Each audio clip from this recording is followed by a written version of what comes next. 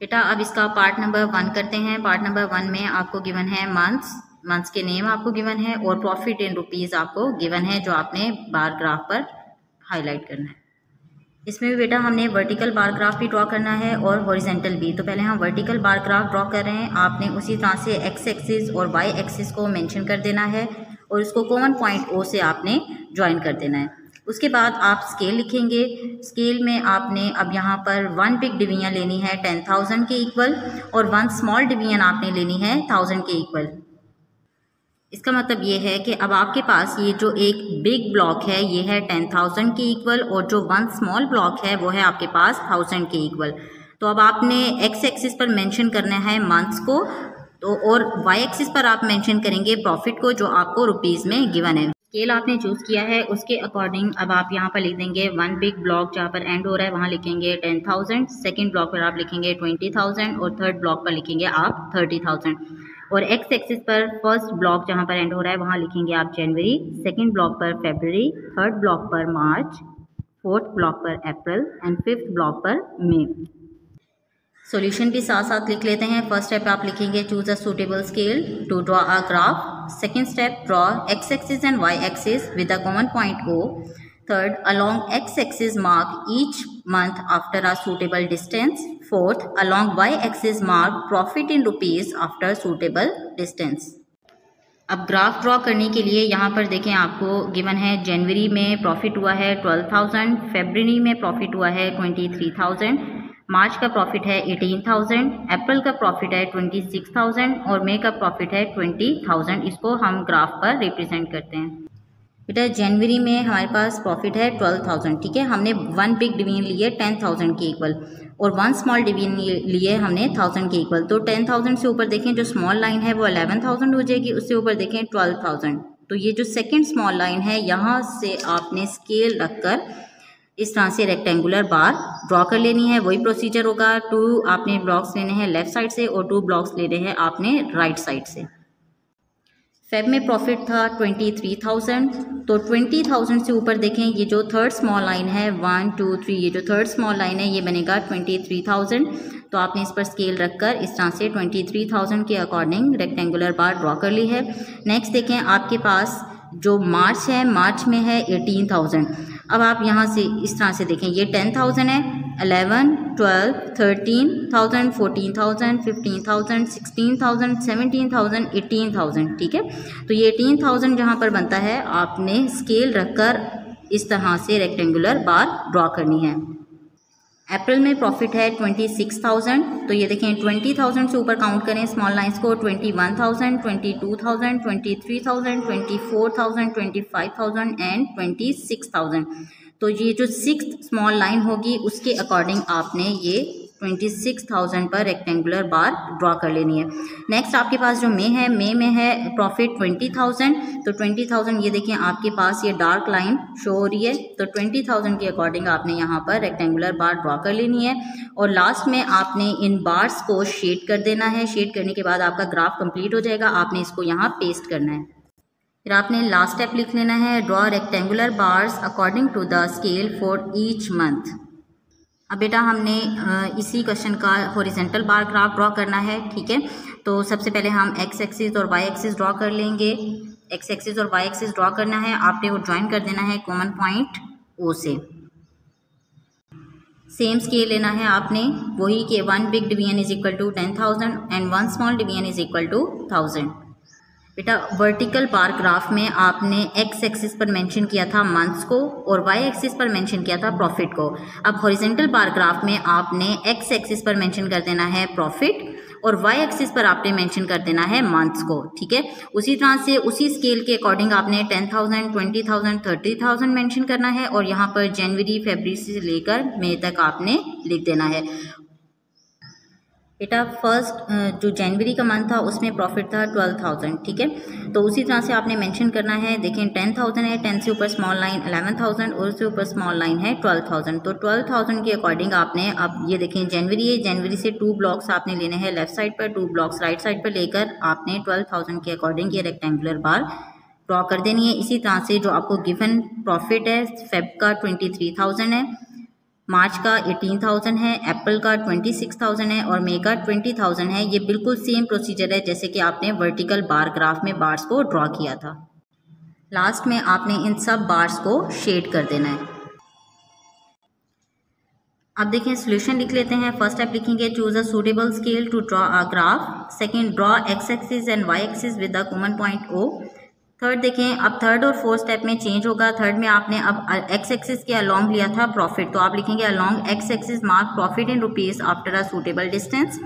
Fourth में अब आपने वाई एक्सिस के अकॉर्डिंग लिया है मंथ्स को, तो आप लिखेंगे along Y axis mark each month after a suitable distance. और लास्ट स्टेप आप लिखेंगे draw rectangular bars according to the scale for each month. बेटा क्वेश्चन नंबर 2 स्टार्ट कर रहे हैं। इसे हमने बुक पर ही करना है। जितने भी क्वेश्चंस रिमेनिंग है इनको हम बुक पर ही फिल करेंगे जिस तरह से मैंने किया हुआ है। Read the following vertical bar graph which is showing the daily pocket money of some children and answer the questions. अब यहाँ पर आपको बार ग्राफ गिवन है और वो बता रहे हैं कि वो शो कर रहा है आपको daily pocket money of some children. कुछ चिल्ड्रन है जिनकी डेली पॉकेट मनी वो शो कर रहा है। तो आपने ये जो कुछ आंसर्स क्वेश्चंस आपसे पूछे गए इनके आपने आंसर्स देने हैं। यहाँ पर 6 क्वेश्चंस आपसे पूछे गए हैं। फर्स्ट क्वेश्चन देखते हैं, what is general information we get from the graph. सबसे पहले तो आप वो पूछ रहे हैं कि आपको क्या इन्फॉर्मेशन जो है वो मिलती है इस ग्राफ से। The bar graph is showing in general the daily pocket money of some children, क्योंकि ये हमें डेली पॉकेट मनी बता रहा है कुछ बच्चों की, तो इसलिए हमें ये इन्फॉर्मेशन मिल रही है इससे। आप इसी तरह से यहाँ पर लाइंस ड्रॉ कर देंगे और लाइंस ड्रॉ करने के बाद आप पेंसिल से नीट राइटिंग में लिखेंगे ये आंसर, ठीक है।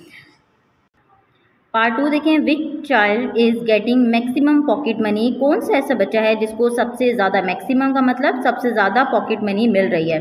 तो इसका आंसर देने के लिए आप पहले ग्राफ को गौर से देखें। यहाँ पर एक है नौरीन, सेकंड नंबर पे है गौरी, थर्ड पे है इमरान, फोर्थ पे है मारिया एंड फिफ्थ पे है सोनिया। लेकिन इनका ग्राफ जो है वो आपको बताएगा कि सबसे ज़्यादा या सबसे कम पॉकेट मनी किसकी है। अब जिसका जो है बार यानी रेक्टेंगुलर बार जिसकी सबसे ऊपर तक जा रही है, यहाँ पर देखें 30 तक जा रही है, उसकी पॉकेट मनी सबसे ज़्यादा है। तो यहाँ पर देखें आपको रुपीज़ गिवन है, यहाँ पर नेम्स गिवन है। तो गौरी जो है, गौरी की पॉकेट मनी 30 रुपीज़ है, तो इसकी पॉकेट मनी सबसे ज़्यादा है। तो आप यहाँ पर लिखेंगे इसके आगे लाइन ड्रॉ करके Gauri. Part number 3, which child is getting minimum pocket money, यानी वो कौन सा बच्चा है जिसको सबसे कम पॉकेट मनी मिल रही है। तो यहाँ पर देखें ये आपके पास है, नौरीन की पॉकेट मनी है 25, गौरी की पॉकेट मनी 30, इमरान की पॉकेट मनी है आपके पास 20 और मारिया की पॉकेट मनी 10 है, सोनिया की पॉकेट मनी 15 है। तो मारिया की जो पॉकेट मनी है वो सबसे कम है ₹10। तो आप यहाँ पर लिख देंगे Maria. Part number 4, how many rupees is Naureen getting as a pocket money, यानी नौरीन को पॉकेट मनी के तौर पर कितने पैसे मिल रहे हैं। तो यहाँ पर देखें नौरीन का ग्राफ चेक करें, ₹25।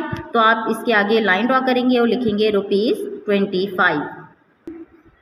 पार्ट नंबर 5 देखें, what is the difference between Maria and Imran pocket money, यानी वो आपसे पूछ रहे हैं कि मारिया और इमरान की पॉकेट मनी में कितना फ़र्क है। तो आप यहाँ पर देखें इमरान की पॉकेट मनी है ₹20 और मारिया की पॉकेट मनी है ₹10। तो 20 में से अगर आप 10 माइनस करें तो रिमेनिंग बचता है ₹10, यानी दोनों की पॉकेट मनी में ₹10 का फ़र्क है।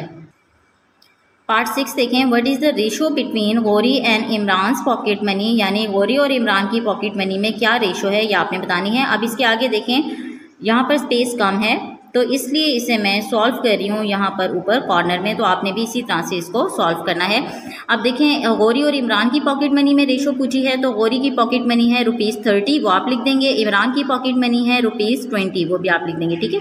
अब रेशो के जैसे आपने क्वेश्चन सॉल्व किए हुए हैं कि आप इसको कटिंग करते हैं, 0 0 से कैंसिल हो जाएगा, तो आपके पास बचेगा 3:2। ये सिंपलेस्ट फॉर्म है रेशो की, तो ये आपके पास आंसर आ जाएगा, यानी गौरी और इमरान की पॉकेट मनी में 3:2 की रेशो है। क्वेश्चन नंबर 3 देखें, इसको भी बुक पर सॉल्व करना है। A company sold fans during 5 years as given in the following horizontal bar graph. आपको हॉरिजॉन्टल बार ग्राफ गिवन है और उसमें बताया गया है कि एक कंपनी ने 5 साल में कितने फैंस को सेल किया। Now read the graph and answer the question. अब आपने ग्राफ को देखना है और इन क्वेश्चन के आंसर देने हैं। बेटा ये भी क्वेश्चन नंबर 2 की तरह है कि हमने ग्राफ को देखना है और ग्राफ के अकॉर्डिंग हमने जो क्वेश्चन हमसे पूछे गए हैं उसके आंसर लिखने हैं। तो फर्स्ट पार्ट देखें, what is the general information we get from the graph. इसी क्वेश्चन की तरह जैसे कि आपने क्वेश्चन नंबर 2 का फर्स्ट पार्ट किया था। The bar graph is representing the sale of fans of a company in 5 years। आप इसी तरह से लाइन्स ड्रॉ करेंगे और नीट राइटिंग में लिख देंगे। Number 2, write the sale of fans in each year, यानी आपने बताना है कि हर साल कितने नंबर ऑफ फैंस जो हैं वो सेल हुए हैं। तो ग्राफ को देखकर आपने इसका आंसर लिखना है। अब इस क्वेश्चन के आगे इतनी स्पेस नहीं है इसलिए मैं यहाँ साइड पर इसका आंसर लिख रही हूँ। आपने भी इसी तरह से टेबल बना लेना है और इसका आंसर लिखना है।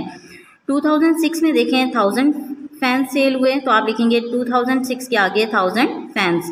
नेक्स्ट है 2007 में 4000 फैंस जो हैं वो सेल हुए हैं। 2008 में देखें 2008 के आगे है 3000 फैंस। 2009 में चेक कर लें 2000 फैंस। 2010 में 5000 फैंस। तो आपने ग्राफ को देखकर इसको यहाँ पर टेबल को फिल कर लेना है। Part number 3, what is the sale difference between the years 2006 and 2010। 2006 और 10 के दरमियान में कितने नंबर ऑफ फैंस की सेल का डिफरेंस आया है ये आपने बताना है।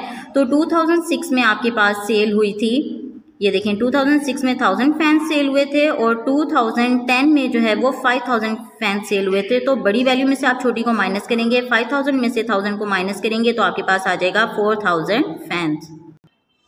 What is the average sale of 5 years, part 4 है। तो आपने इन 5 सालों की जो आपको सेल गिवन है उसकी आपने एवरेज फाइंड आउट करनी है।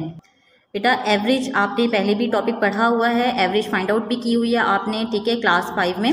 एवरेज किस तरह से फाइंड आउट करते हैं? एवरेज करने का फॉर्मूला होता है sum of quantities over number of quantities, यानी जितनी क्वांटिटीज़ आपको गिवन है उन सबको सम करेंगे और उन टोटल नंबर क्वांटिटीज़ पर आप डिवाइड कर देंगे। अब यहाँ पर देखें आपसे पूछा गया है फैंस के बारे में, तो यहाँ पर देखें फर्स्ट ईयर में 1000 फैंस थे, सेकंड में 2000, तो आप सम कर दें 1000 प्लस 2000 3000, फिर इसमें प्लस कर दें 3000 6000 प्लस 4000 10000 प्लस 5000 15000। तो टोटल जो आपके पास सम ऑफ क्वांटिटीज़ आ गया है वो है 15000। और ये देखें 1 2 3 4 5, तो नंबर ऑफ क्वांटिटीज़ आपके पास बनेगी 5। 15000 डिवाइडेड बाय 5, ठीक है, इसकी कटिंग कर देंगे, 5 3 से 15, तो आपके पास आंसर आएगा 3000 fans. Part number 5, which is the best year of sale, यानी वो कौन सा ईयर है जिसमें सबसे ज़्यादा अच्छी सेल हुई है। तो ग्राफ को देखते हैं। अगर आप ग्राफ को देखें तो ग्राफ को देखते ही पता चल जाता है कि ईयर 2010 में जो है वो सबसे ज़्यादा सेल हुई है 5000 फैंस की। तो आप आंसर में लिख देंगे 2010। इसी क्वेश्चन के आगे आपने लाइन लगानी है और 2010 लिख देना है। पार्ट नंबर 6 देखें, what is the ratio between the sale of 2006 and 2010। 2006 में 1000 फैंस सेल हुए थे और 2010 में 5000 फैंस सेल हुए थे। आप लिखेंगे 2006 रेशो 2010, 2006 के नीचे लिखेंगे 1000 और 2010 के नीचे लिखेंगे 5000। 3 zeros से कैंसिल हो जाएंगे तो आपके पास रेशो आ जाएगी 1:5।